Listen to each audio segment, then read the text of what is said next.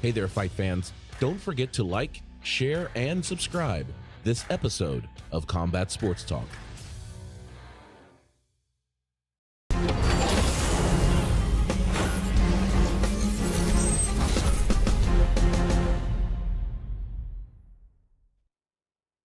Welcome to Combat Sports Talk, a podcast dedicated to UFC and Bellator discussion, the MMA community, and combat sports in general. I'm your host, Ryan Smith, and joining me this week is the double champ, George G-Money Stallworth.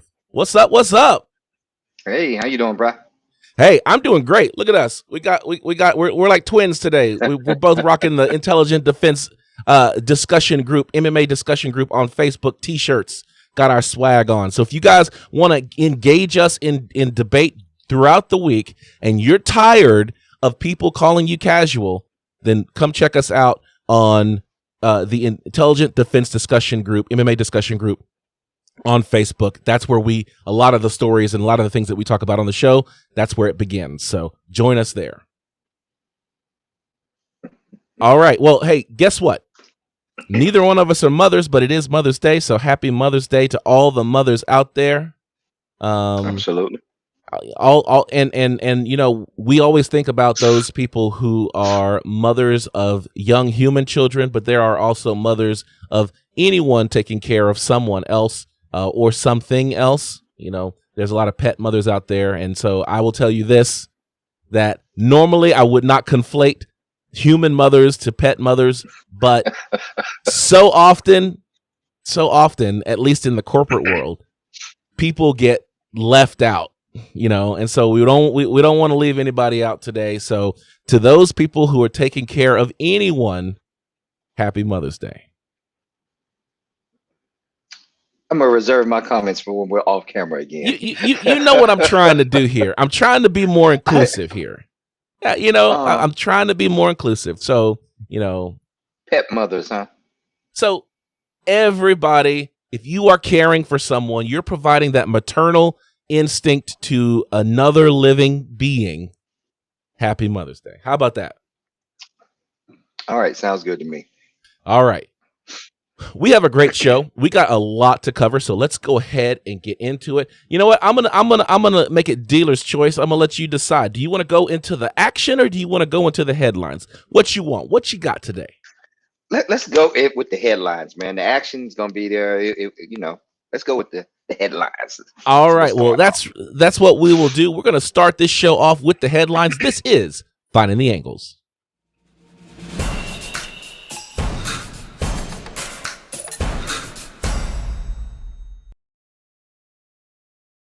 Finding the Angles. This is where we talk about the things that people want to talk about in the combat sports talk or combat sports world or the MMA world.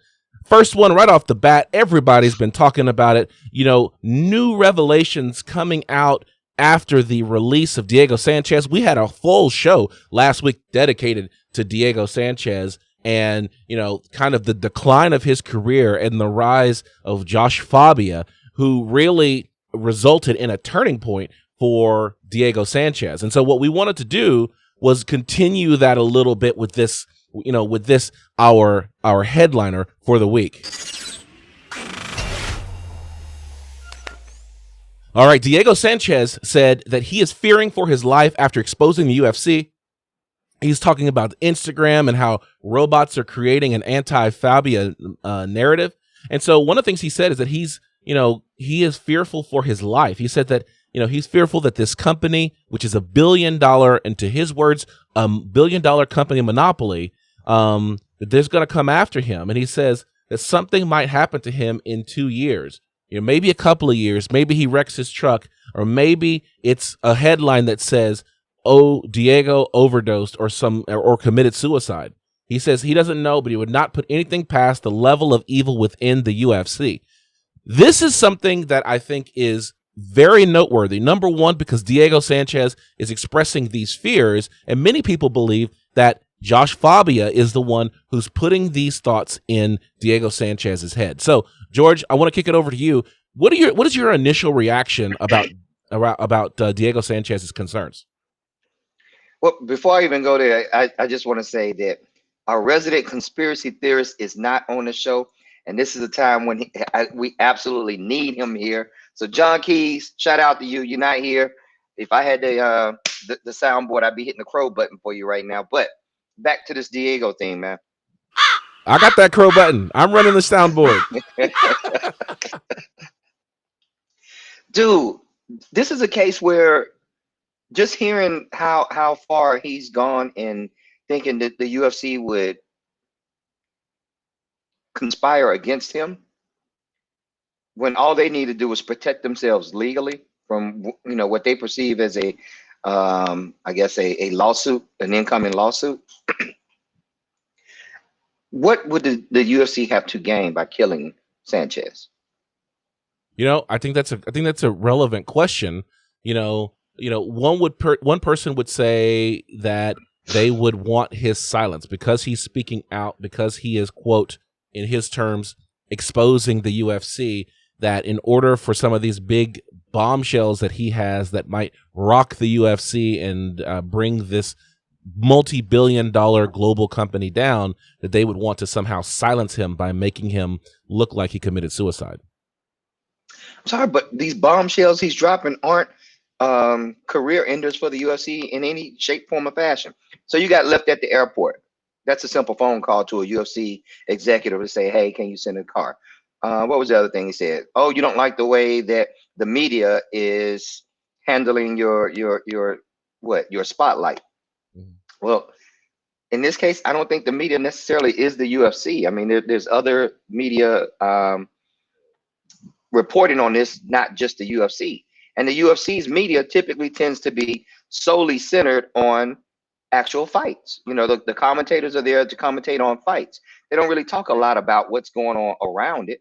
Maybe a little bit, but the guys who are really weighing in heavy on Sanchez would be like ESPN's Ariel Helwani, who Ariel has even said, you know what, I'm not going to talk much about it because Joshua Fabia basically went on a text or a tirade of emails to him and was pretty belligerent to him. So he's like, I'm not giving this a platform or a voice.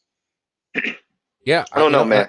It really starts to reek to me that Sanchez is being led down a certain path by someone. I'm not saying it's Joshua, but all signs indicate and point towards that. No fighter that I know of has ever said anything even remotely like this. I know we're going to get into the Leslie Smith story at some point, but right. This is the first I've ever heard that the UFC is flexing on somebody so hard that they feel that their life's in danger. Yeah, but here's the thing, is that what we know about the onset of CTE, and we'll turn to the NFL world on this, is that within the NFL world, there are a lot of fighters out there who not fighters, a lot of athletes who have committed suicide, and after they've gone back, what they found is that each of these fighters had shown some level of CTE or some onset of CTE, and so when you're thinking about that, and we've always talked about Diego Sanchez having, potentially having CTE, it's entirely possible that as he gets older and as this disease gets worse, that he could have suicidal ideation and ultimately act upon that, or him acting out in a way that could potentially get him killed in another way. We've seen what's happened with people like BJ Penn, which we'll talk about in just a moment. But how many times has BJ Penn gotten into a fight or gotten arrested for creating a disturbance, or even just driven off the road and had an accident? And, when we start looking at these fighters that have taken substantial amounts of damage, Diego Sanchez, we talked about this one time ago in the past, Diego Sanchez ranks number 1 to the number of shots to the dome in the UFC. Well, nobody has eaten more punches than Diego Sanchez. His coach is helping contribute to that number 2, though. Yeah, and we're going to talk about that as well. So let's talk about it, though. You'd mentioned Leslie Smith. So Leslie Smith, we know, is not a friend of the UFC. Leslie Smith is actively engaging in an attempt to build a fighters union. And so she is part of a class action lawsuit that's alleging that the UFC is a monopoly and using its monopoly power to keep fighters' salaries low and forcing fighters into bad contracts. And ultimately, what she and other fighters around her are attempting to do is to build a fighters union. Now, when this bombshell, if we want to call it that, came out from Diego Sanchez, she says, well, a lot of people think that Diego Sanchez is a little bit off his rocker, but there's some things that have happened that have been really peculiar in the past. And so she brings up a story that, that she was talking about from a friend or a colleague that she had about BJ Penn. And so this was, she says that this was in the Joe Rogan Experience episode number 317. David Cho was a friend of the owner of the company RVCA, and we've seen RVCA. They used to be, very prominent before the Reebok deal. I think Junior Dos Santos used to wear RVCA a whole lot. And it was a longtime sponsor of BJ Penn. Was asked to take a trip in March of 2006 for UFC 58 in Vegas to do two things: deliver a pair of RVCA walkout pants to BJ Penn and place a $40,000 bet on BJ Penn to win the fight against George St. Pierre. Basically, according to this episode of Joe Rogan Experience that Leslie Smith is sharing, the night of the weigh-ins, which was traditionally the day before the fight, a man in the hotel room next to BJ Penn's, who wasn't associated with BJ Penn in any way, strangled a prostitute and left her dead body in the hallway, right in front of BJ Penn's room. Even though, according to this story, even though they knew that BJ Penn didn't do it, they took him in for questioning that day, which means that that's the night before the fight. Chloe goes on to say that he called his buddy to ask if he still wanted to place a bet on BJ Penn winning the fight because BJ might be a little bit distracted. He placed the bet anyway. BJ Penn went on to lose the decision. And she asked the question, how does that play into a pre-fight distraction? So what she's alleging here is that somehow the UFC had a vested interest in George St. Pierre winning that fight. And so somehow the UFC orchestrated this distraction in order to get BJ Penn off his game. So she says this right after Diego Sanchez expresses his fears about going head-to-head with a multi-billion-dollar company. Leslie Smith is actively engaged in a head-to-head with this same multi-billion-dollar company. And so it's a bit suspicious that she is bringing up this story at this time. So what's your reaction to that? Dude, conspiracy theories like this really, I'm all for a good conspiracy theory. But some of these fighters have been hitting the head a little too much if they're going, if they're throwing these kind of stones. This is just over the top, man. Yeah, I agree with you. Oh, go ahead. The UFC has been a company in good standing for 20 plus years now. And for anyone to, impugn the UFC's character that they're out there attempting to commit murder, not even attempting, in this case, committed a murder, dropped the body off, and then Diego saying, hey, they potentially are going to want to murder me in order to shut me up about what? Did I have CTE? Yeah, so something to that effect. I mean, according to Diego Sanchez, he's been around long enough to see things that the UFC would rather not come to light, whatever that is. But it's always this potential bluff of, I know things that you don't want me to tell.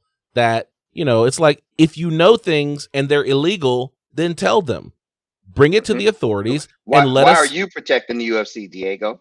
Yeah, it's like, if you know things, why aren't you taking it? If it's illegal, why aren't you taking it to the authorities? But I think that it's a bit ridiculous, just because if you're a follower of the fight game, BJ Penn even if that did happen to BJ Penn, he went out there and in the first round broke George St. Pierre's nose.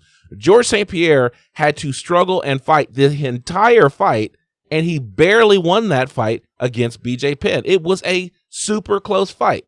So it doesn't appear that BJ Penn was affected in any way with regards to what happened allegedly in his hotel room the night before.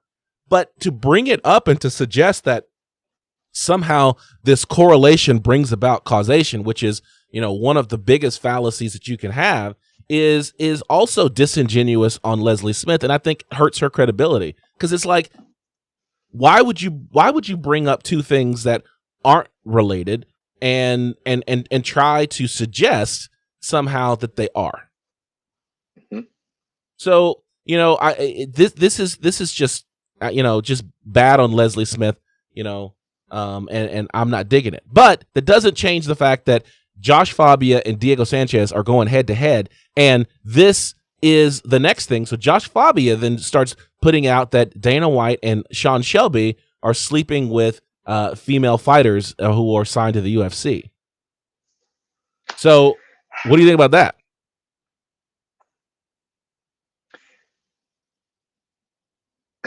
I don't even know what to say about it, man. At this point, there's nothing Fabio wouldn't do. I mean, he released the videos that he thought somehow showed the UFC in bad light. Obviously he just released this video of him inverted beating on Diego. Well, he didn't release it. I don't think he released it. I think people who had access to it released it. Someone recorded it, and they knew it was being recorded. Oh yeah, this is true. So at this point, man, the UFC did the right thing. Cut Diego, cut these what would you call them? These bad roots out of the tree. Get them out of there. Mm-hmm. So I hate it for Diego because he's had such a stellar and tried career with the UFC. I would have liked to have seen him go out on a better note, but unfortunately, it is what it is, man. Yeah, and that's the case. But I think that part of this is Josh Fabia trying to put up the smoke screen to get the heat off of him, because everybody's pissed at Josh Fabia at this point. I don't know that there's anybody save Leslie Smith who's coming to the aid of Josh Fabia in this. Everybody, as far as I've seen, I haven't seen anyone say that Josh Fabia is right in this, or that he has some type of high ground that he's operating from.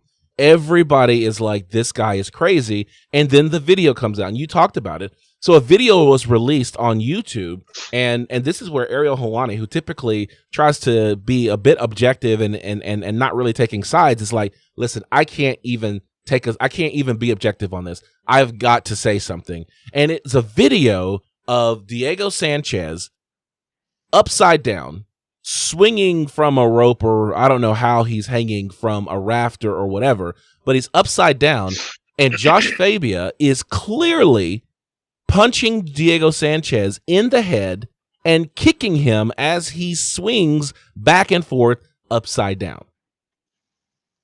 Now, we talked about it last week with some very unusual training methods that Josh Fabia employed, namely him chasing fighters around with a knife, yelling everything is a knife.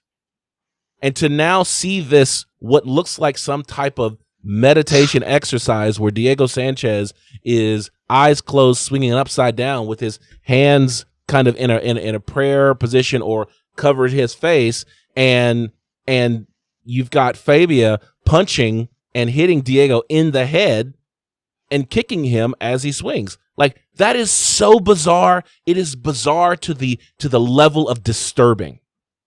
Yeah. Dude, these two remind me almost like a comedy parody of Batman and Robin in a Batcave doing stuff like that. Diego's Batman, he's hanging upside down, and his Robin is doing all these things to him. And this story is getting odder and odder by the moment.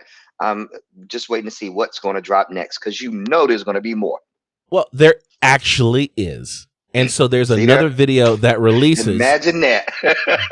There's another video that released of Josh Fabia with a belt hitting Diego Sanchez like Indiana Jones or maybe that scene from Glory when when Denzel Washington cries that single tear. You know that scene? Yeah. Mm-hmm. Yeah. That's Josh Fabia swinging this belt like a whip, trying to hit Diego Sanchez. What are you training? In what scenario is a person gonna have that kind of reach on Diego Sanchez? Like if you can dodge a wrench, then you can dodge a ball. If you can dodge a belt, you can dodge a punch. I guess that's the logic. Like we getting our training methods off of dodgeball now.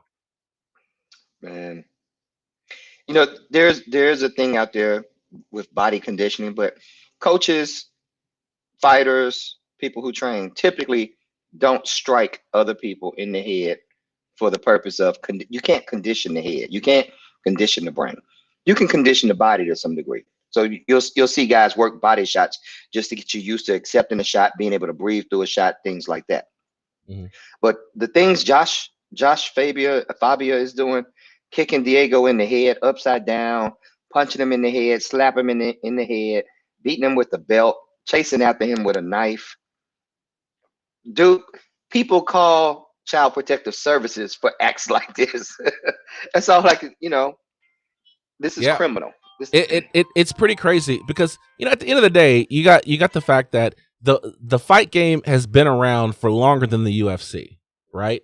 Mm-hmm. So we know what training methods and what traditional training methods look like. And even if you start to stretch outside of traditional training methods, then what you end up getting is people should be able to see the therapeutic or otherwise value of the exercise. I don't know, to your point, how you could say that punching somebody in the head, no matter how hard you're punching them, is therapeutic. It's just not.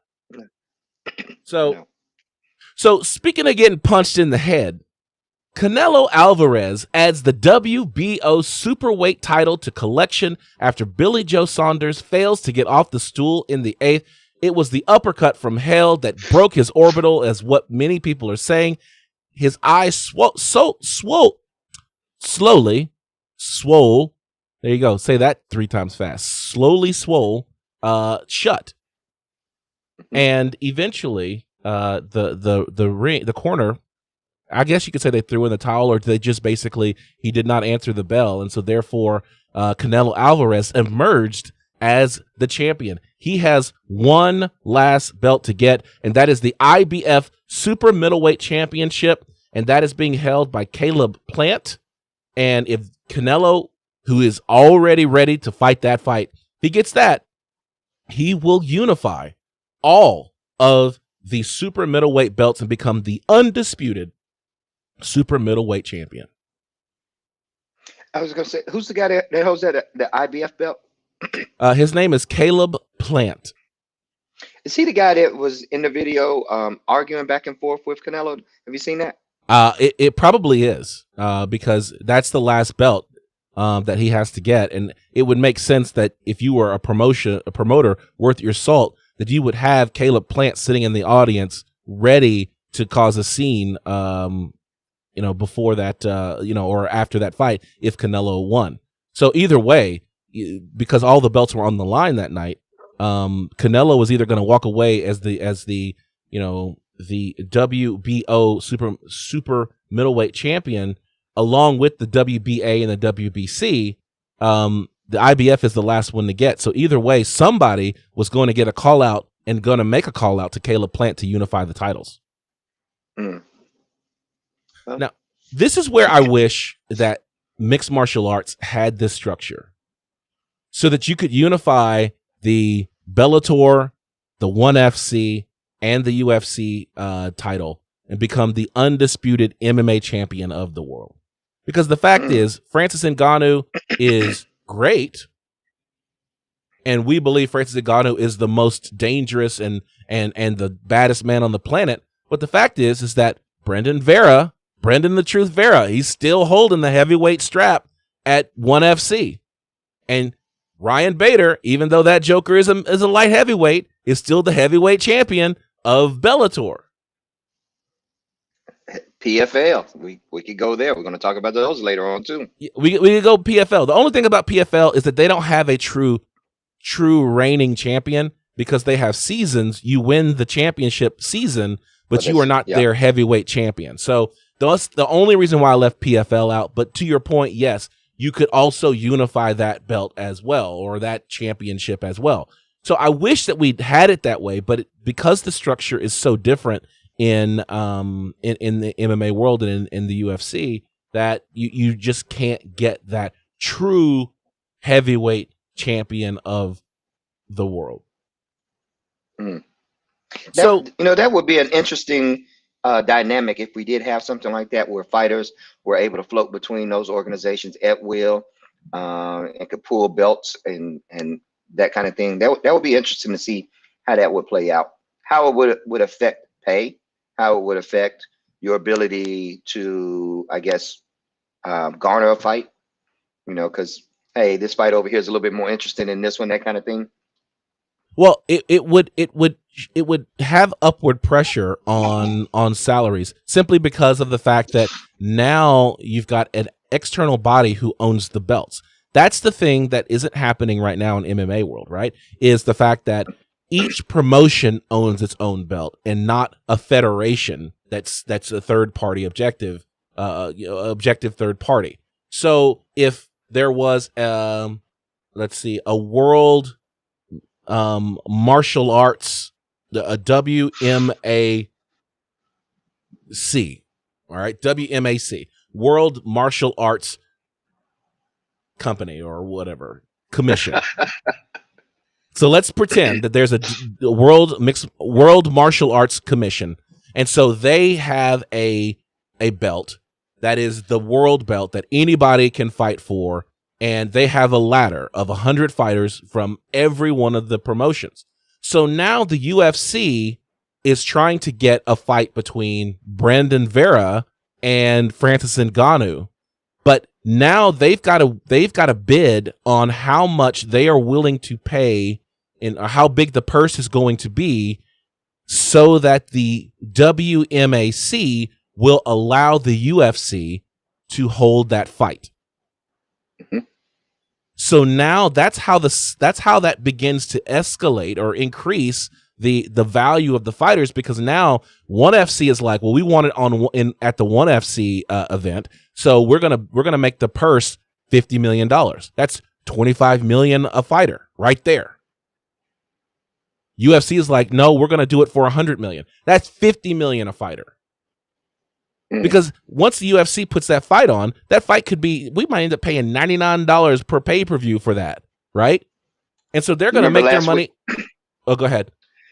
You remember last week when you said, hey, you'd like to reach out to John Jones to be his Twitter manager? Yep. This is another thing you need to put in there with it. Your ability to garner money for a fight for him. That's right. Hey, let me be your business development manager, John Jones. I can get you that $30 million if you want that. If you want Deontay Wilder money, I can get you Deontay Wilder money. If you want half of Deontay Wilder's money, I can get you half of Deontay Wilder's money. Just come at me, bro. That's all I'm saying. I mean, but don't come at me like that. Don't come for me. Come at me, right? Come see me. Well, how about that?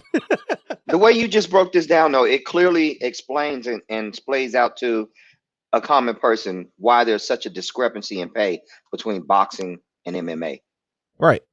It like that just really laid it out in very simple terms, easy to understand, man. And it's what's crazy is this is an easily solved problem, except people like the UFC and ONE F Championship don't like giving up power over things that they already have. No one wants to succeed, or what do you call it? To give up, something that they have control over. Right. Well, and you know what? It's really not ONE FC, because they've done crossovers with I think ONE FC has done crossover with Ryzen, and I think Ryzen has done crossovers with Bellator. And so there are some crossover fights, and I think that the UFC, because its brand is so strong, it doesn't want to give, be wind underneath these other promotions' wings. But at the end of the day, if you have the best fighters, then you only have something to gain. Yeah. because your negotiation power is going to be like that. You could end this conversation really quick. You could end it really quick. Put someone like Francis Ngannou up against the heavyweights around, the other big promotions. Francis Ngannou should win that fight. You're putting someone like Kamaru Usman up against these other welterweights. I like Kamaru Usman's odds. Like, you can pick and choose where you want to have these fights. And the fact is that I think that you've got enough talent in the UFC that, with the exception of maybe light heavyweight, and I'm not trying to piss off Jan Blachowicz, but maybe Bellator has a light heavyweight that could contend with Blachowicz. I'm going to argue with you, though, because, just look what happened to DJ over at One Championship. Yes, DJ did lose the championship fight, but number one, the championship fight had knees, and DJ typically didn't fight with knees.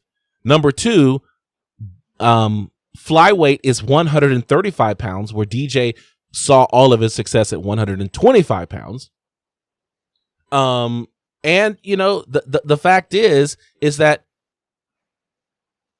yeah, so maybe ONE FC has a really good 135-pound guy, but they're not as deep. They're not as deep at 145, 155, 160, 175, or 170, 185. They're not going to have that roster that the UFC has, even if they do have it at 135 or 145, which I don't think they do. Max Holloway, Alexander Volkanovski, I like them over a lot of other people.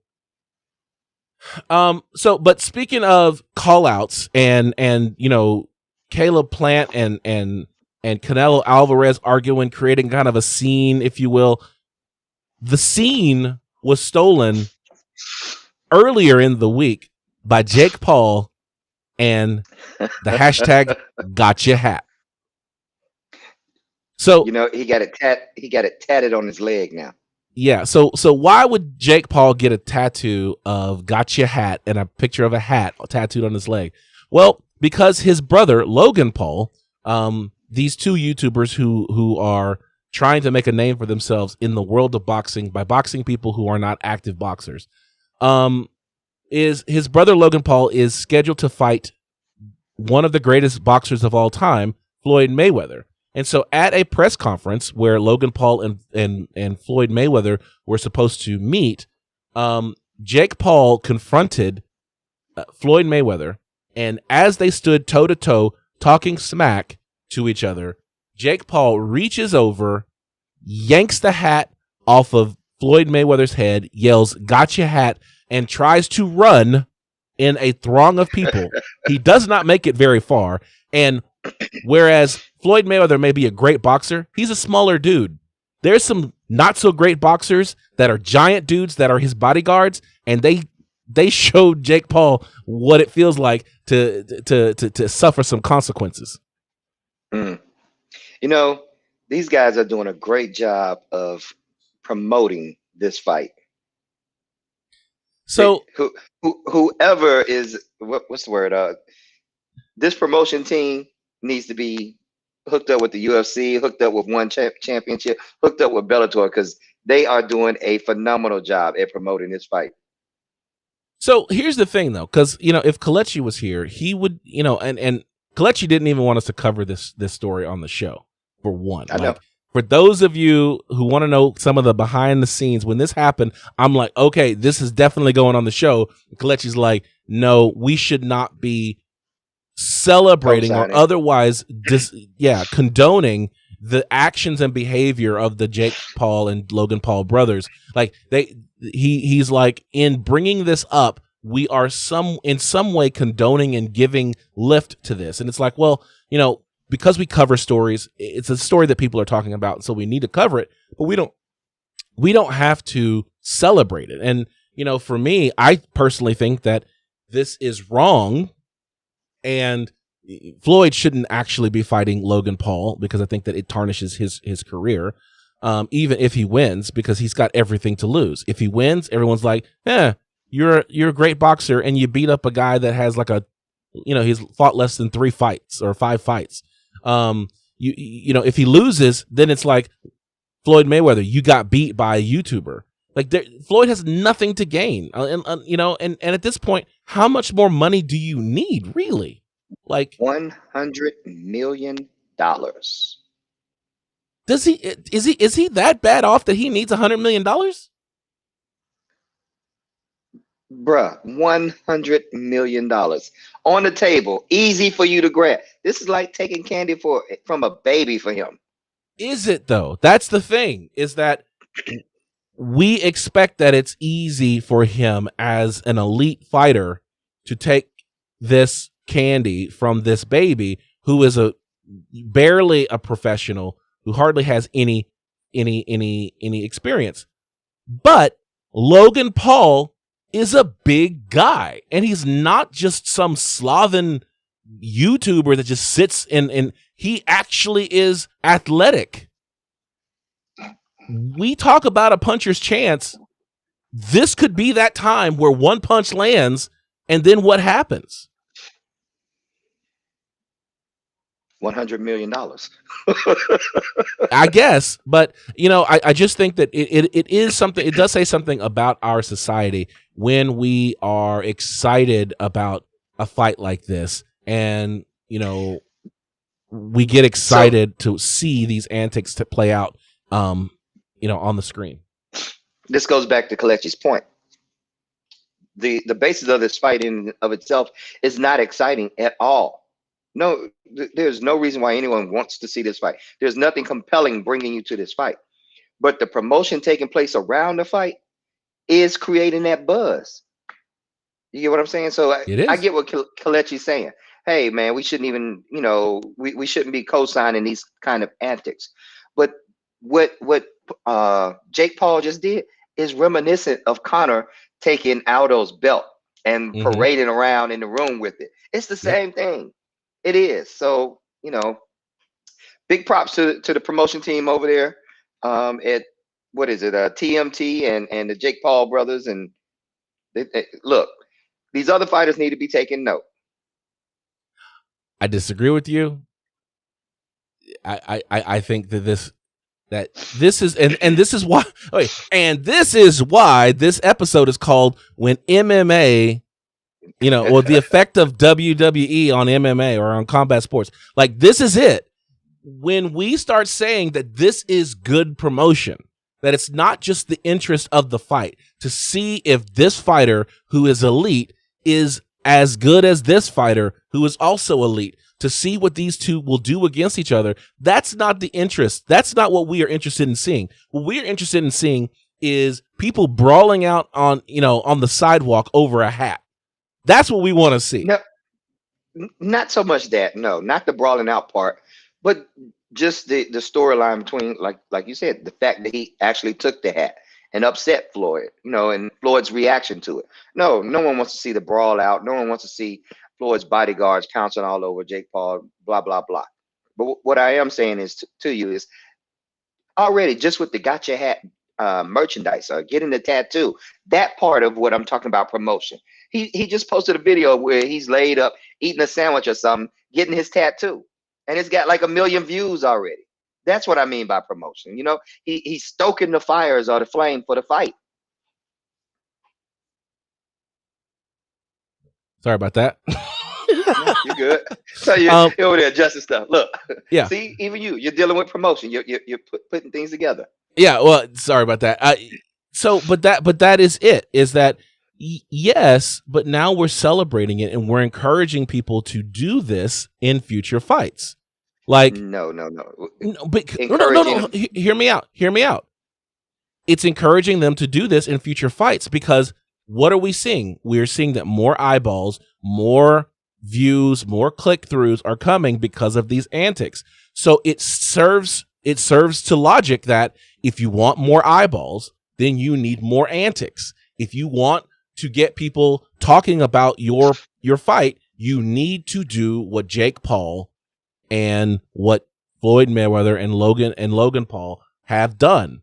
And that's the thing, is that it just moves us down a path to where the person who was willing to do the most extreme thing, or to quote one of my favorite movies, They realized that to be in power, you just needed the will to do what the other guy wouldn't. That the more you're willing to do what other people won't, the farther, the more eyeballs you will get. And so as a result, I am concerned that by saying that they're doing a great job promoting this fight, that future fights will need to do this in order to get the same level of promotion, because at the end of the day, it's $100 million at stake.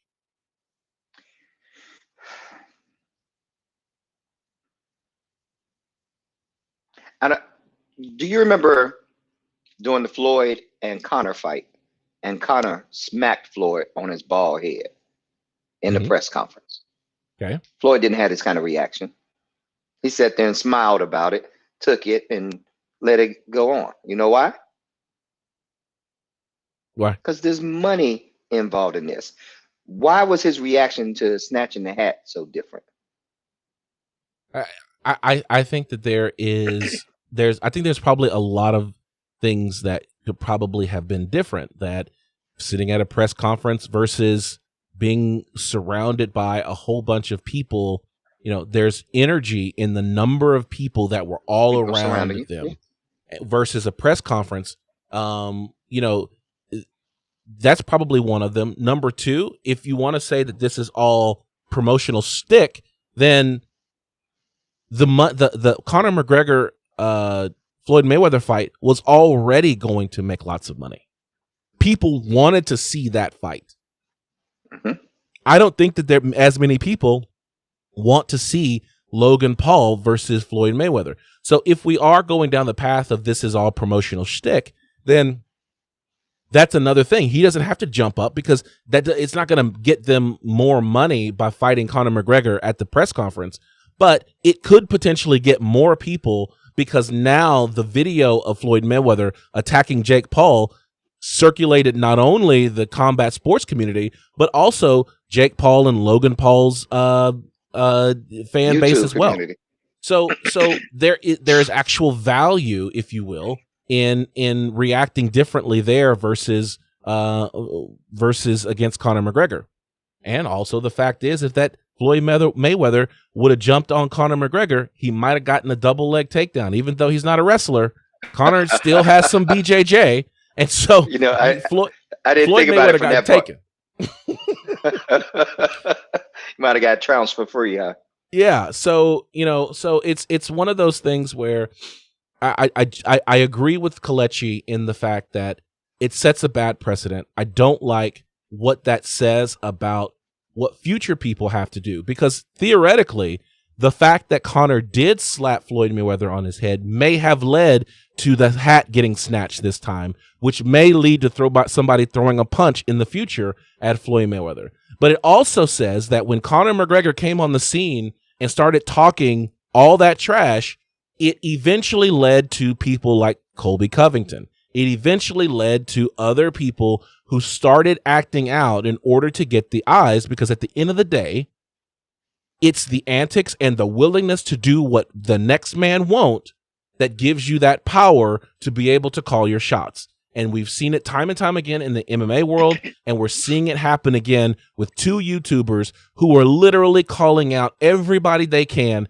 to get as many eyeballs as they can, because every eyeball they get on their YouTube page is dollars in their pocket. Good press, bad press, it's dollars for them, and that's all they really care about. Let's go on. So one of the things that we didn't talk about, that we're going to talk about, is UFC Vegas 26. We're going to get into that. But one of the fights that didn't actually happen is something that hits a little bit closer to home for us, because there was a flyweight bout between Ryan Benoit and Zaruk Adeshev. There you go. Adeshev. Don't ask me how to say it. Adeshev. Zaruk Adeshev. You're not getting me this time. Zaruk. What's his first name? Adeshev. Oh, Zaruk. Zaruk. Zaruk Adeshev. Not getting me this time. Shout out to Ava. I got it. Shout out to Ava. What's his name one more time? Zaruk Adeshev. There you go. Okay. And I'll let so you fly with that one. Thank you. So Ryan Benoit actually is from the DFW area, and I think you actually have trained and know Ryan Benoit very well. Yeah, he's one of my teammates over at Saxon Muay Thai. Dude, this was heartbreaking to see, the video footage of him going up on the scale and then turning around, walking off, I think going to see the doctors, and then they sent him back. I didn't understand what was going on there, but my heart goes out to him, man. I haven't talked to him since, but I hope he's all right. Yeah, I do too. We have talked about him a lot on the show. We consider him a hometown hero for making it to the UFC. He famously beat what we'll talk about later, the new Bellator champion in Sergio Pettis, and then kicked him in the butt on the way out. Kalechi and I were there live we were live for that. We went to the fight. It was here in Dallas. And so we followed his career, and it's a career that's growing in the UFC. So to see him push his body to the limits that it had, to where he needed help even standing on the scale, suggests that perhaps something went wrong with weight cut, and he may not have been able to perform the next night. And we'll talk a little bit about that as well when we get into the George Neal and Neil Magny fight. So, shout out to Ryan Benoit. We hope that the babyface is it babyface killer or just babyface? Just babyface. Okay. We hope that that Ryan Benoit is recovering and that this never happens to him again. Last one of the headlines before we get into the results from last week's fights. Kamaru Usman versus Marvin Vettori. That's the question. The Nigerian Nightmare eyes a second UFC belt with a style bender upset. And it was the bizarre thing because, of course, all of the champions who are, were born in Africa, they're kind of creating this, this community, if you will, or this coalition of fighters. And so they asked him whether or not he had cleared out the welterweight division enough to be able to move up to 185. And he said, well, I wouldn't dare go up to 185 as long as Israel Adesanya is the champion. He said very, very recently that, he would much rather, two Africans with a belt versus one African with two belts. And so he said that he would not go up to middleweight for as long as Israel Adesanya was the champion of that division. However, Israel Adesanya is fighting Marvin Vettori, and so Kamaru Usman was talking about that he would indeed go up and fight for the title if Vettori won. And I just thought that was just weird. Because it's like, why would you even entertain that question? Because that would suggest that you would that Israel Adesanya, your countryman and your brother, would somehow lose. I don't know. I didn't get to see the clips on this or anything like that, but I'm assuming it was some random reporter just tossing out crazy questions. Yeah, what he said was because they were asking him about the Nate Diaz and Leon Edwards fight, whether or not the winner of that fight would fight for the title, because Dana said that Colby Covington was next in line, and Kamaru Usman doesn't want to fight Colby Covington again because Colby has been basically sitting on the bench waiting for his turn. But what he said, and this is quoted to ESPN, transcribed by MMA Fighting, with the whole Marvin and Israel situation, I don't necessarily want to think about that. I'm 100% behind Izzy, and I think he can pull it out. I love Marvin as well, but I think Izzy can pull that one out. He's done it before, and I think he can and he will. But if there was a case where I would actually go up and challenge for that belt, it would be without Izzy being in the picture. So if Izzy's not the champ, then it's something I would take a look at. Don't answer that question, Kamaru. Don't answer that question. Just don't answer it. Let me be your PR guy. I'll take you on and I'll take John Jones on. Tell you, don't answer any questions that involve you having to hold that middleweight belt until after something bad has happened to Izzy. You don't even want to entertain that because it just says that you somehow are thinking about going up for that 185-pound strap. Don't even go It reminds there. me of back when Cain Velasquez was the heavyweight champ, and DC was always getting that push, like, hey, well, you know, you used to fight in the heavyweight, why not now? He's like, because that's my teammate. There's no way I'm going to entertain even fighting in that division until he's no longer, you know, the champ there. And he didn't. Right.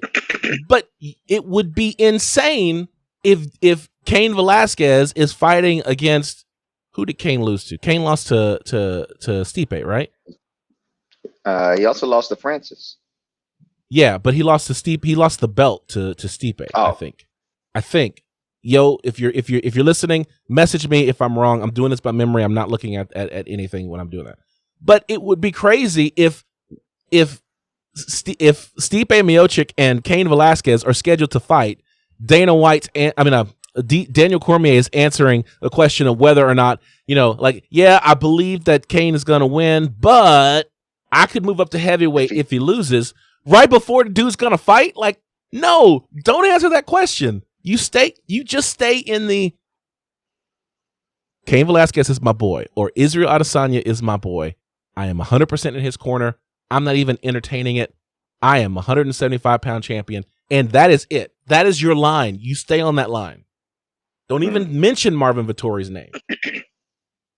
I like it. Keep All right. you around. I'm make sure you're my PR guy too. That's right. And look, I'll give you my services for free until you start making like big bank. Then I'll be like, yo, remember I said it for free on the show? Lost that clip.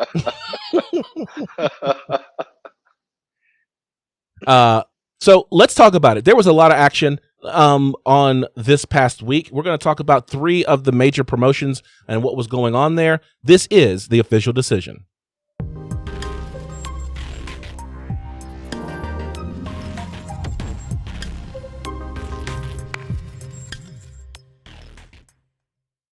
Official decision. This is where we look at the results from the fights this past weekend, and then we're going to go into the fights plan for this upcoming weekend. First one we're going to talk about is actually happened on May 6th. This is PFL 3, Verdum versus Ferreira, May 6, 2021, at the Ocean Casino Resort in Atlantic City, New Jersey.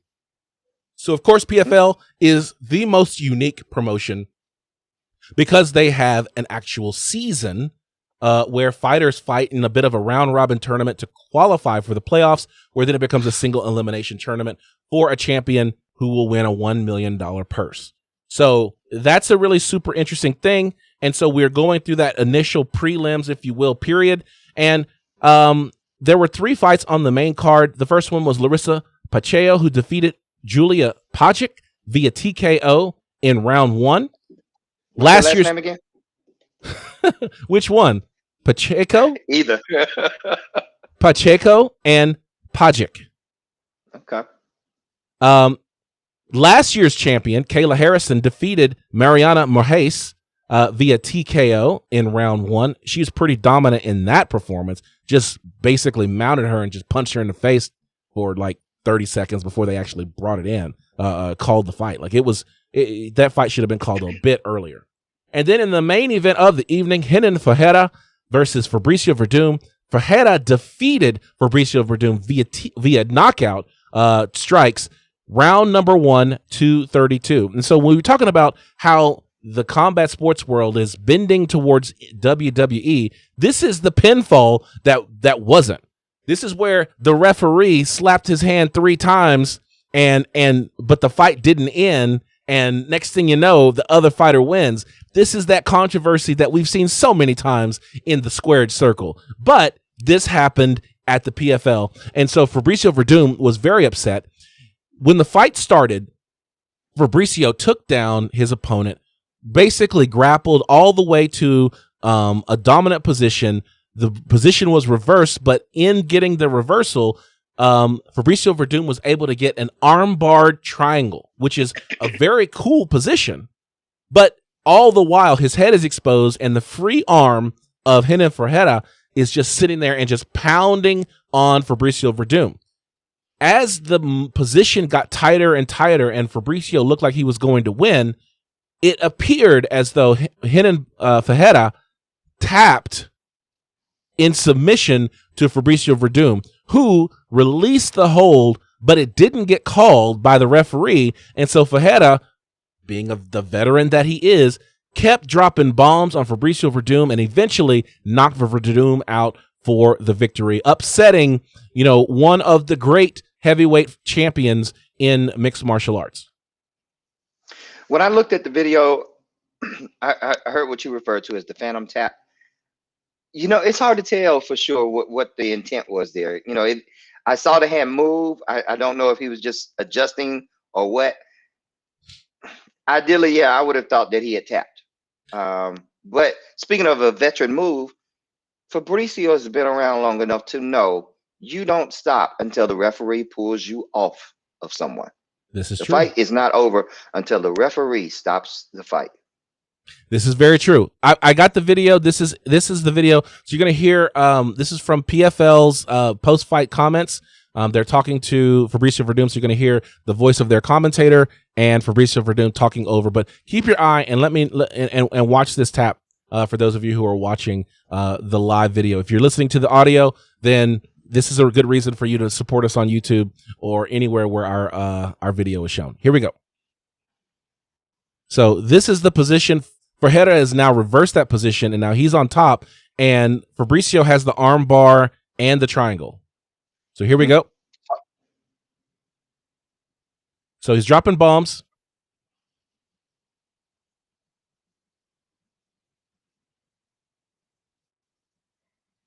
So here we go. 1, 2. And then he starts punching again. So there it is. There it is. So my thought on this is because there was even though we saw the hand look as if it tapped, he immediately went to throwing punches. So in my head, I can't help but think that wasn't a tap, because if he had tapped, normally when people tap, they release themselves, like there's that. You see the shoulders dropping, everything is like, oh, I gave up. And that's not what I saw there. You hear what I'm saying? Yep. I think that's a great call in the fact that he kept fighting. So even if he did tap, it wasn't one where you should let go because you're still in danger. He threw a punch right after that.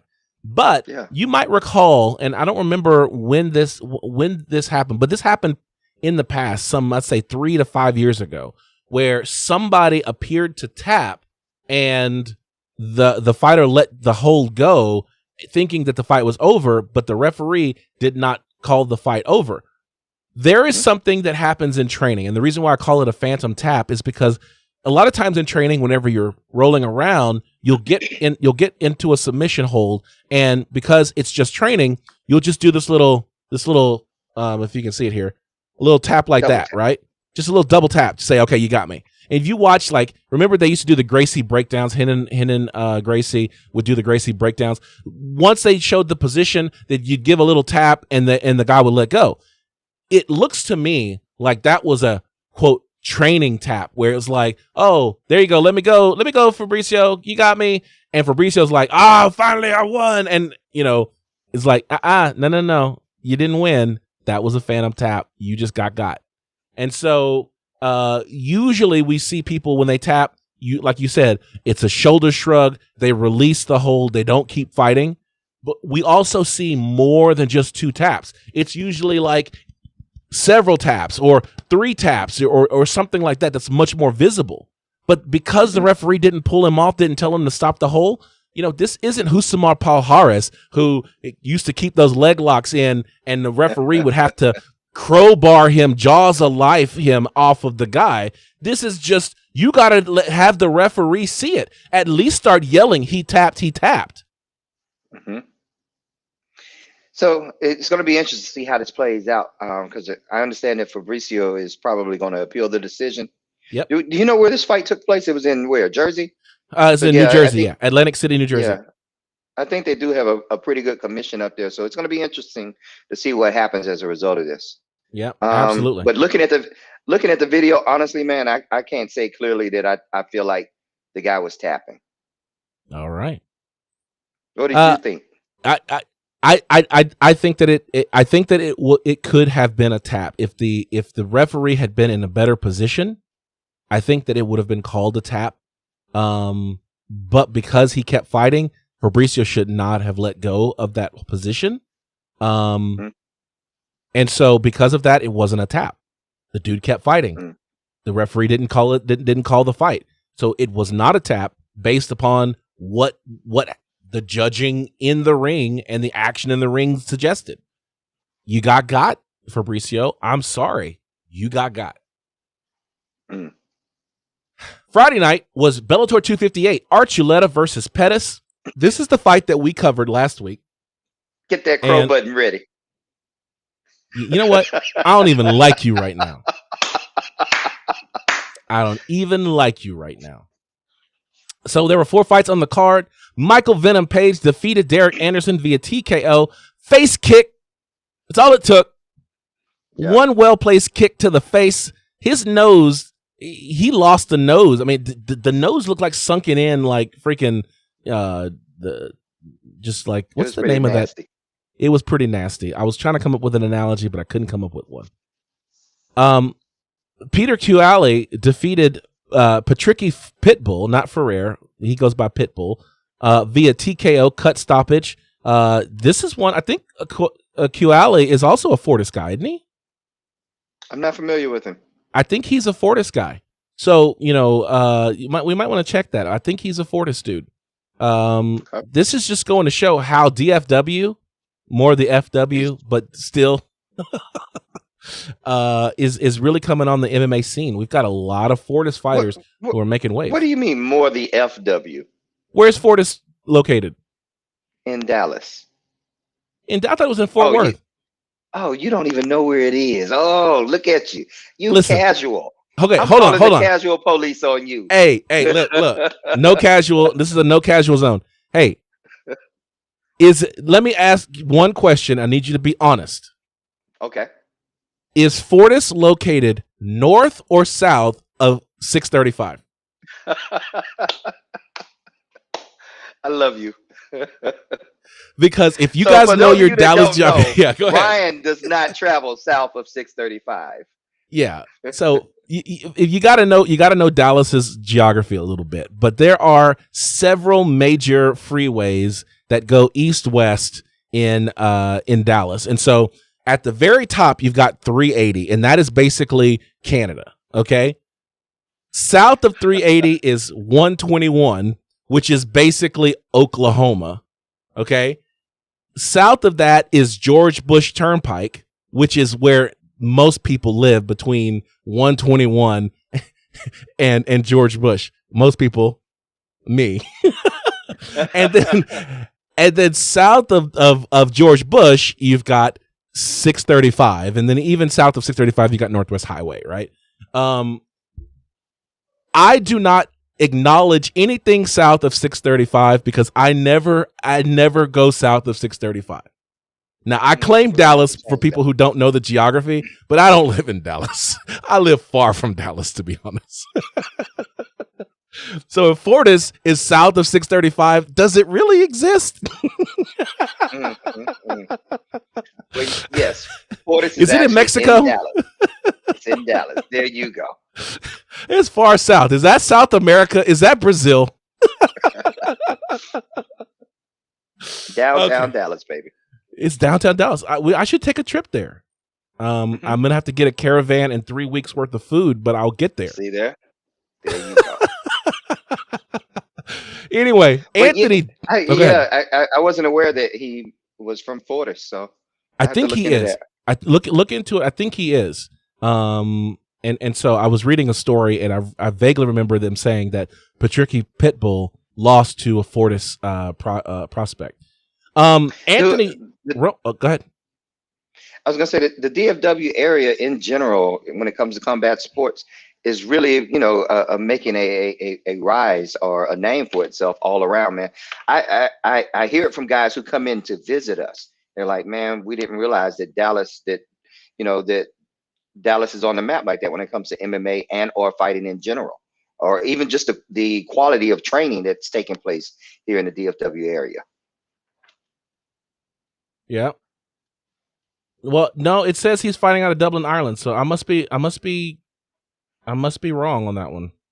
It says he's affiliated with SBC Ireland. So that would SBG Ireland, which would be that he's a Conor McGregor guy. He's a Conor teammate. Okay. So my bad. That's why we look things up during the show. Anthony Rumble Johnson defeated I guess it's Jose or maybe it's Jose. I don't know where he's from. Augusto. He's from Brazil. I think he's Brazilian. Yeah, so Jose Augusto via knockout. Now, Augusto started off looking pretty good. Anthony Johnson. Oh, he clipped Anthony. Anthony got rocked. Yeah. And then, sometimes the gazelle, gets an antler into a lion every once in a while, but the lion still eats. And Anthony Johnson put him to sleep. It was not pretty. No TKO there. It was just KO. And that was a short notice fight for Jose as well. He was supposed to be fighting Yoel, correct? Correct. But Yoel did not pass medical tests and was not medically fit to fight. So we don't know exactly what that was. Who did you have in this fight? Who did I have? Yeah. Look, we can go back to the record here. The record shows it's real simple. Yeah, let me just flip over to 169 real quick. Yeah, boom. 169. Johnson, George Stallworth, and Ryan Smith. The one that we both need to get the crow on was the last fight, Peter Kuali versus Pitbull. We both had Pitbull. And then in the main event of the evening, Juan Archuleta versus Sergio Pettis. I did not believe in Sergio Pettis, but George Stallworth did, so I get the crow because Sergio Pettis defeated Juan Archuleta via unanimous decision to take the title.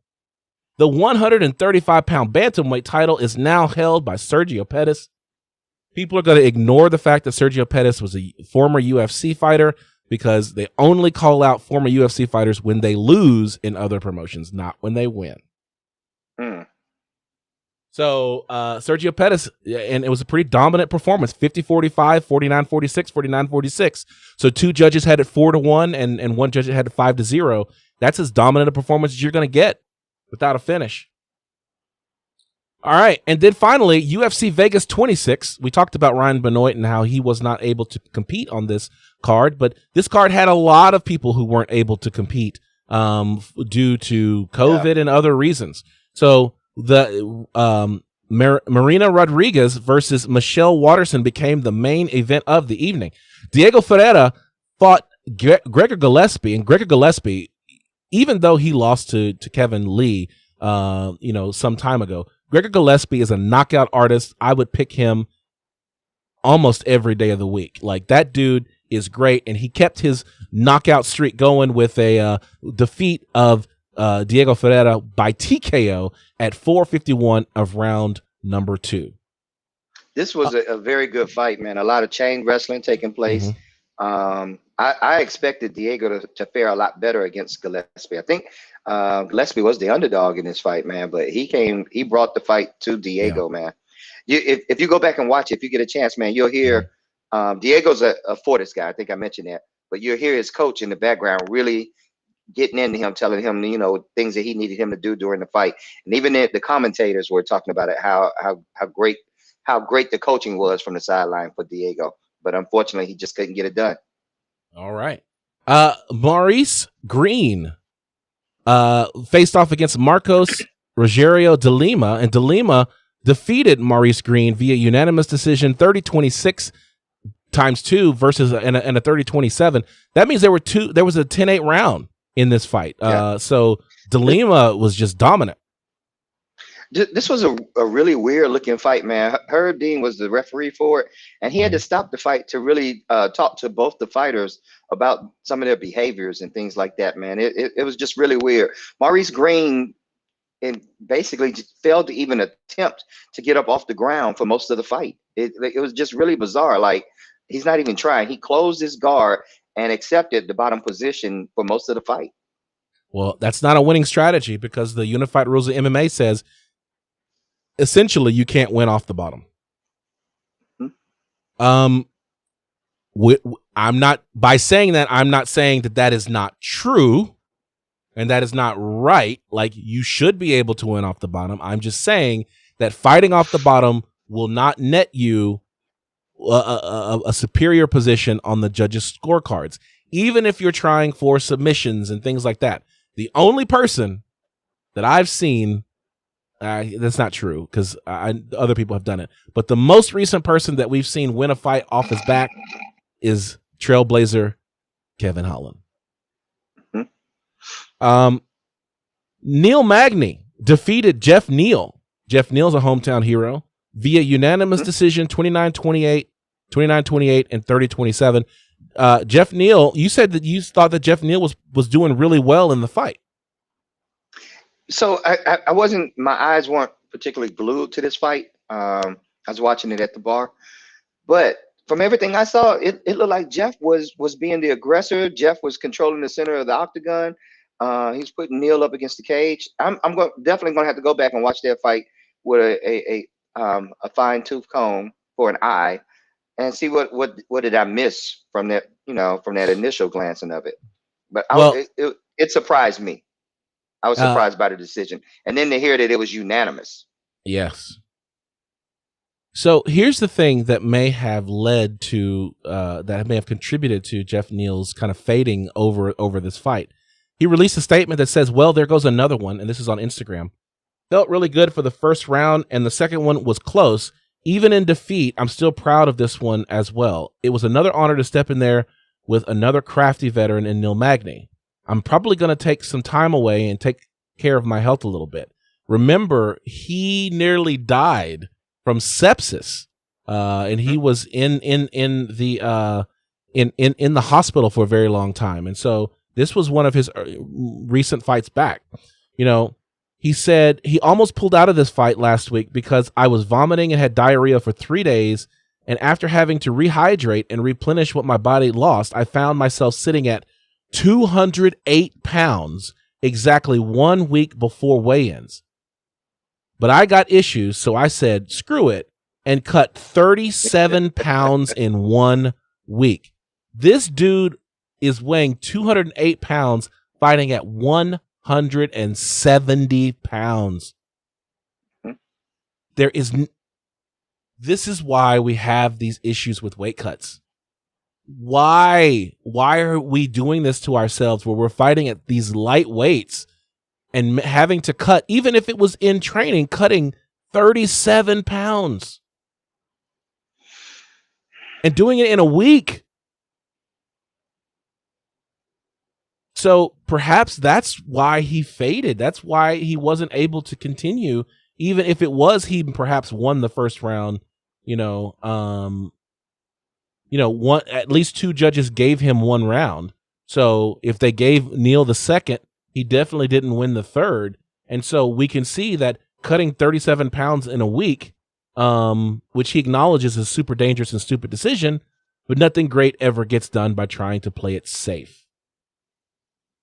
And if John Keys was here, we'd probably get into an argument about that mentality, because nothing great ever gets done trying to play it safe, but a lot of lives have been lost not playing it safe.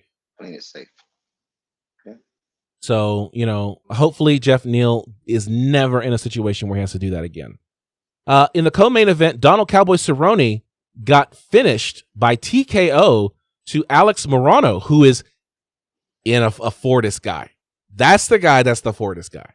And this was a late fight replacement. Of course, this Donald Cowboy Cerrone fight was supposed to have Diego Sanchez, who got cut by the UFC because of his manager and coach, Josh Fabia.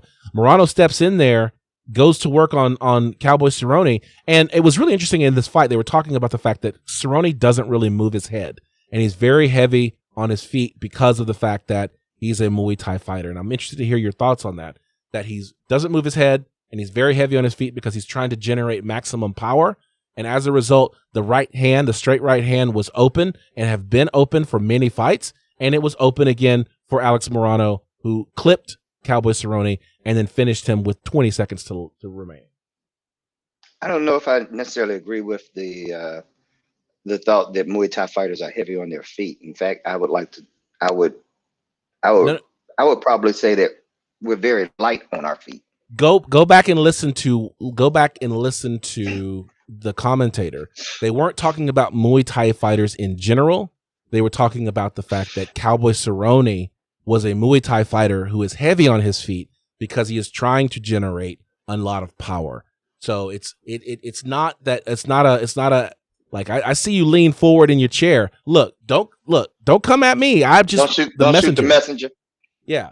It's just that they were saying that he's a Muay Thai guy, and so the way that he stands and the way that he moves, it's very traditional Muay Thai, but he is heavy on his feet, and he's not moving his head a lot because he's trying to generate power. So really two statements in there, and so perhaps I mischaracterized the comment, and so hopefully that provides some clarity. Two things. Donald Cowboy. I was going to say this. Okay, go who ahead. was the commentator? I don't know who the actual. You had Dominic Cruz and Daniel Cormier doing color. I don't remember who the actual. It might have been John Anik. I don't, but it might have been the other guy. Thought it might be somebody who has a black belt in Brazilian Muay Thai. Look, you did it this time. For those of you playing the drinking game, hopefully you're taking a drink on that one. You probably should have also taken one on Fighter Union, and there were a few other ones that you probably should have been taking. We didn't call them out. A couple of things leading into this fight, or I guess one thing leading into the fight and one reaction. They talked to Donald Cerrone because Dana White had mentioned before after Cowboy Cerrone had that draw against Nico Price. Remember that? There was a draw but Cowboy Cerrone was getting his tail handed to him. It was just that Nico Price had a point deduction, and so Cerrone would have lost the fight if it wasn't for the point deduction that Nico Price suffered. And so they asked Donald Cerrone coming into this fight if he was hurt by Dana White talking about the fact that Cerrone needs to have the talk, and the talk being that it's time. That, Dana White said he fought back, he's tough, he's durable, I love Cowboy, and I know this is going to crush him and break his heart, but it's time to have the conversation with him.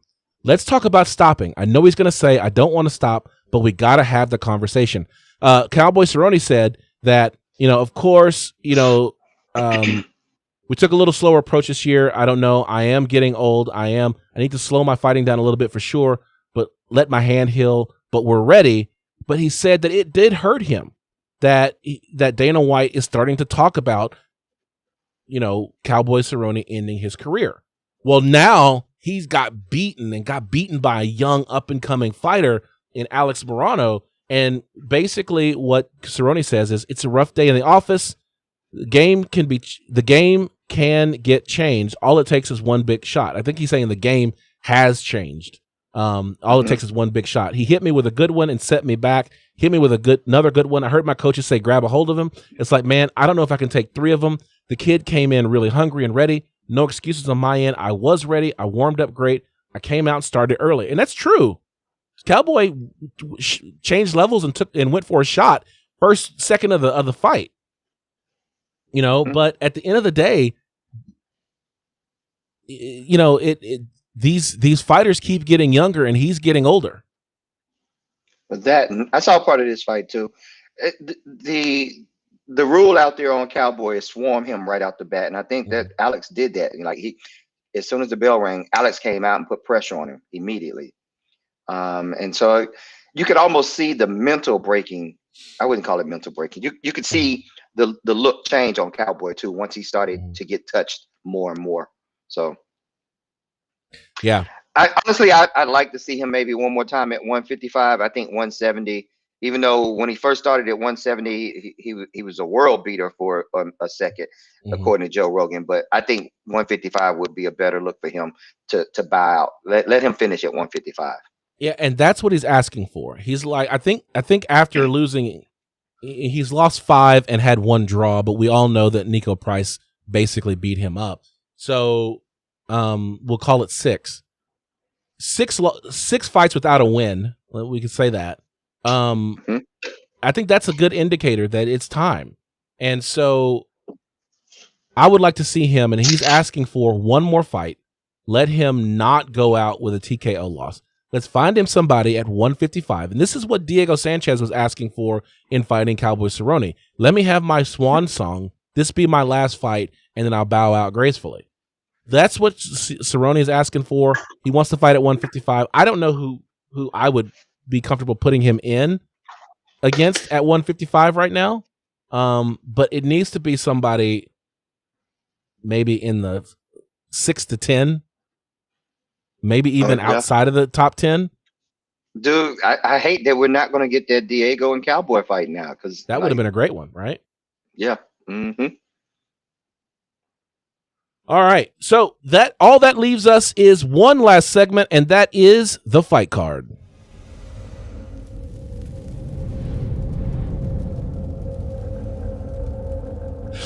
You know what? The fight doesn't end with just Cowboy Cerrone. This goes Freudian back to slip. the Fabricio Verdum and what's his name, Henan Ferreira. It ain't over until the referee steps in and says it over. Just because you heard the bell ring, just because somebody tapped, it ain't over, Ryan. We got one more fight to talk about, ladies and gentlemen. My God. And that is Marina Rodriguez and Michelle Watterson. They fought also on that card. They were the main event that Ryan just overlooked somehow at 125 pounds. This was a very, very interesting fight, ladies and gentlemen. But unfortunately, Mariana Rodriguez won that by unanimous decision. I'm going to let you have full screen. I'm going to let you just talk. I'm out. I think the judges scored the fight 48-47, and two of them scored it 49-46. But dude, I like this fight. It was a game fight. Michelle came to bring it. She was looking gangster as ever. Happy Mother's Day. Shout out to her. What more can I say about it, man? I'll tell you what, though. Mariana, what's her name? Marina? What's her name? How do you say it? Marina. Now, how you like them apples? Dude, I like her striking, man. Yeah. She's a great boxer. I mean, that's the thing that she does. And she's really game. And so the fact that she defeated Michelle Watterson, the next person she's calling out is my girl, Joanna Jędrzejczyk. Now, Joanna is looking for money. I don't know if she's going to get that fight, but Joanna needs somebody to justify getting another crack at Rose Thug No Hair Namajunas.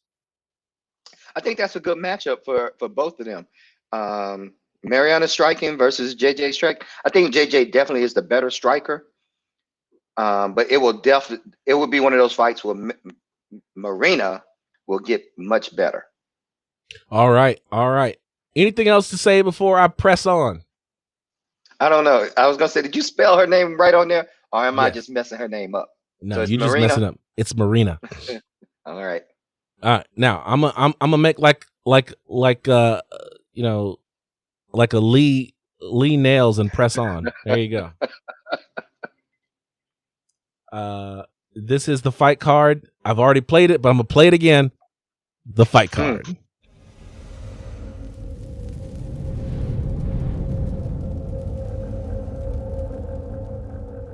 All right, these are the fights happening this weekend. We're just going to cover the one, and that's UFC 262, Oliveira versus Chandler, Saturday, May 15th, 2021. We're going to make fight picks. Do you want to make fight picks on all of them, or you want to just do the flash fight picks? Dude, there are some good fights on this card. Let's go. I definitely want to make picks on the Barbosa fight, Okay. The Hermanson fight, Ferguson and Charles. I'm not familiar. Actually, even the Caitlin fight. Man, this is a good card. Yep. All right, here we go.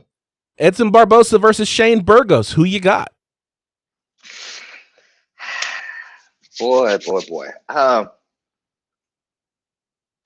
gonna roll with Edson, but Burgos is game, man. Like that's gonna be an interesting fight. Burgos is game. Burgos is game. Huh? I'm going with Burgos. I Edson Barbosa, he's been in the game for a very long time. He's got, incredible striking, but at the end of the day, I think that we are seeing a changing of the guard, and so I'm going to go with Shane Burgos on this one and dare to eat the crow if I am wrong. In the next one, we've got 125, which I think that 125 is such an interesting weight class because of the fact that you've got Valentina Shevchenko, who is so dominant at the top, and this super huge gap between her and the rest of the field. Caitlin Chikagian was supposed to be the next person to fight Shevchenko if she could have gotten past Jessica Andrade, and Andrade just put in the work. So it brings to question as to whether or not Chikagian is the fighter that we think she is. So she's going to get another shot, this time against Vivian Aranju. Who? Dang it. Araujo.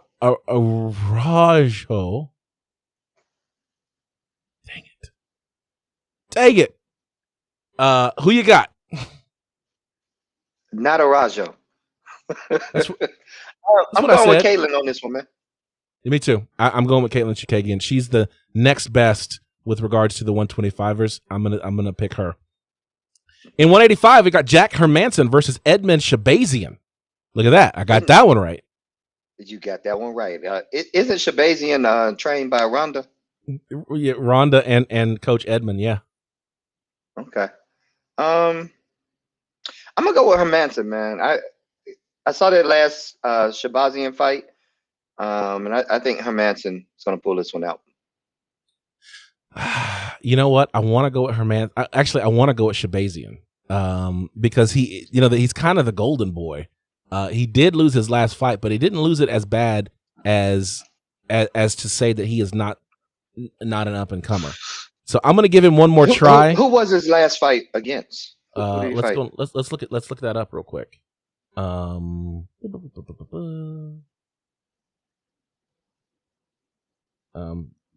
internet is slow.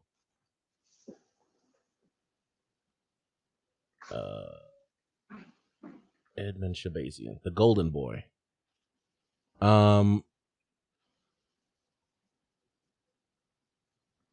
Okay, so I am looking at his record here. His last fight was against Derek Brunson, and Derek Brunson beat him by TKO in round 3.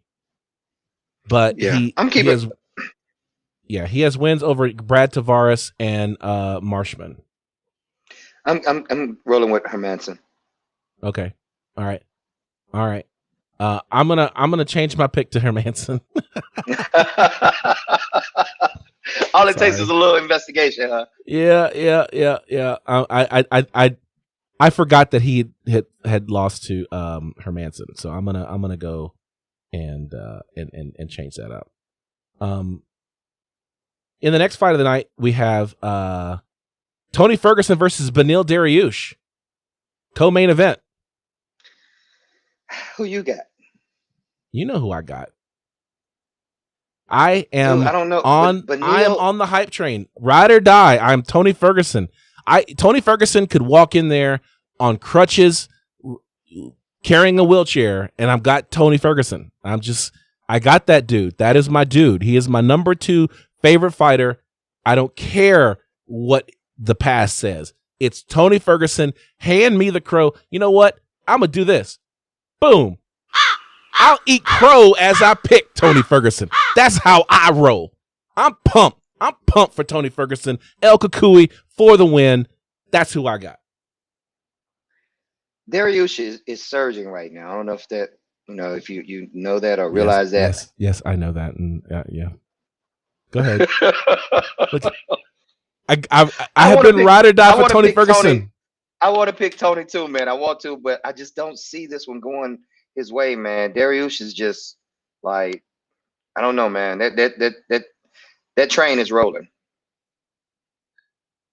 Yeah, I will say that, I have been ride or die for Tony Ferguson since he won the Ultimate Fighter.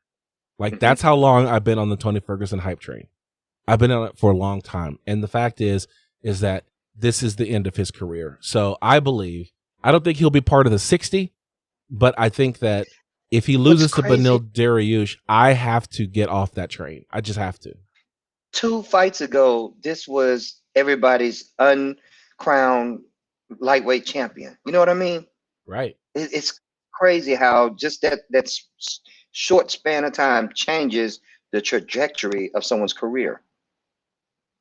But it's how he got beat. That's the thing. It's like, this wasn't him losing a close decision.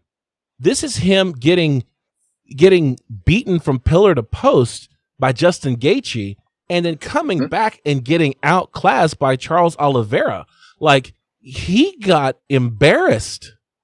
Yeah. And so it's one of those things where it's like, it's really hard to be a Tony Ferguson fan right now, because as much greatness as he's shown us over a career, these last two fights were so far from even being competitive that I just can't see how he's going to recover from this. If he loses to Beneil Dariush, this marks, I think, a place where he is going to be that gatekeeper that's going to kind of survive for another 3 years or so, and then he'll just get that loss like Cowboy Cerrone.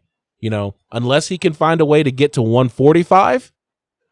If he can find a way to get to 145, maybe he can have new life at a lighter weight class.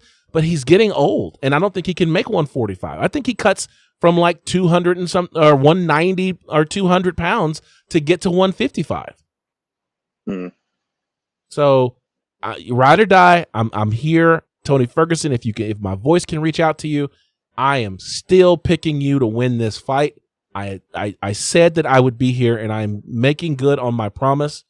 But I gotta say, if the guy who walks out to Rock With You by Michael Jackson and Broken Vessels by Wind Song, or whatever the name of the Christian group is, if that's the guy that beats you, bro, I may have to get off that hype train. I may have to, after all these years. And then the fight that I have been waiting for, the main event of the evening, Charles Oliveira versus Michael Chandler. I believe Charles Oliveira deserves this fight more than anyone. I don't believe that Michael Chandler deserves this fight, but I'll take him as an opponent against the dude that I'm picking, Charles Oliveira, to win the vacant lightweight title. You get that crow button ready.